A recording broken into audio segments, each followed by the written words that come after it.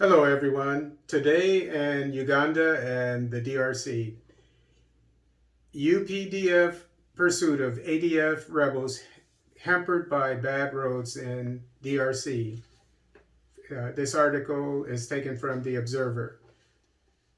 The Uganda People's Defense Forces, UPDF, has halted the use of armored vehicles in the ongoing ground offensive against the Allied Democratic Force, ADF, rebels due to the poor roads in the Eastern Democratic Republic of Congo. On Tuesday, UPDF, in a joint operation with DRC forces, launched a series of aerial strikes against the ADF militants in Congo.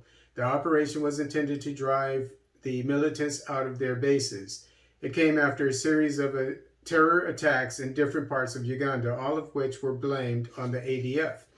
Addressing the media in Bundi Bunyo on Friday, Major Peter Mugisa, the spokesperson for the joint operation, said that the UPDF has opened a base at Mukakati village in North Kivu province, which is 18 kilometers to the ADF camps and 9 kilometers to River Semuliki.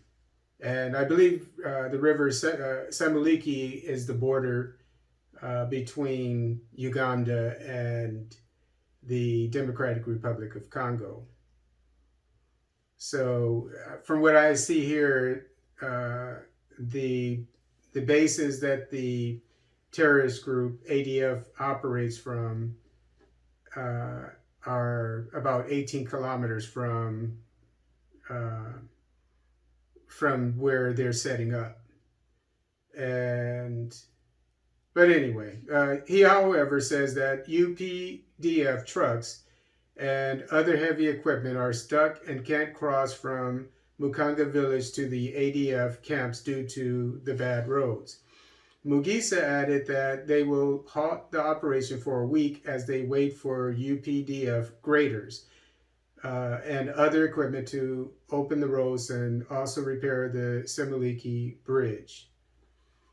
So the Semuliki Bridge, as I said, is the river, Semuliki River is, I think, the border between DRC and Uganda. So the bridge would allow them to cross over into the DRC.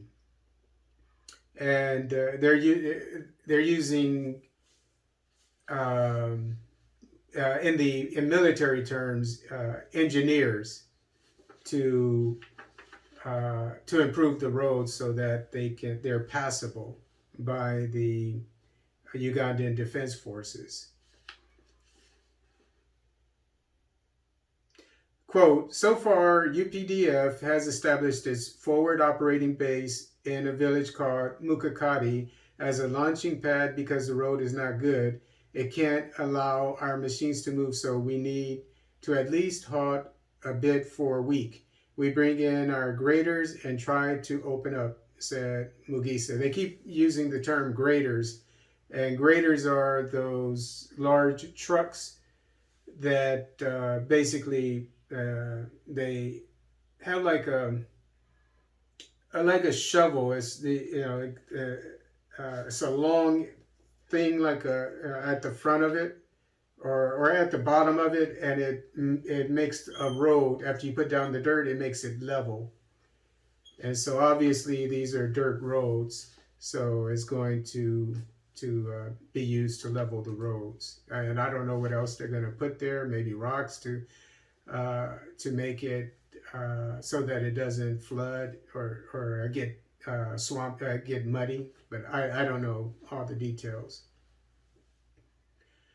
On Thursday, Leon Richard Kasonga, chief spokesman for the Congolese army, said that the armed forces of the Democratic Republic of the Congo and UPDF had started a ground offensive crackdown against the ADF.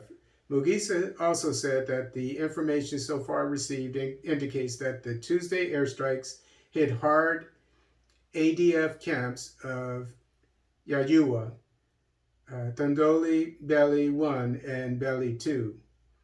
So from what I understand, the air base, the operation bases that this terrorist group works from, where they're stationed, if you will, uh, the defense forces of Uganda and the Democratic Republic of the Congo. But from what I remember, mainly from Uganda, they fired artillery in there and airstrikes. Obviously, airplanes. That's what airstrikes are. Um, so, the insurgents took, uh, I would assume, heavy casualties, um, and their uh, bases were probably destroyed. And from what I remember, they had to leave their bases because they were destroyed.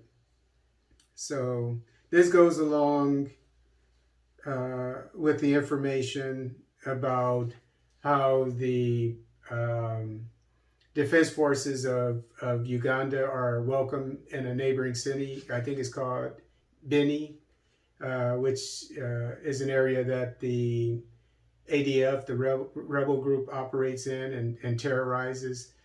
Um, so, which means that they're going to be pushed back from this area, as I predict.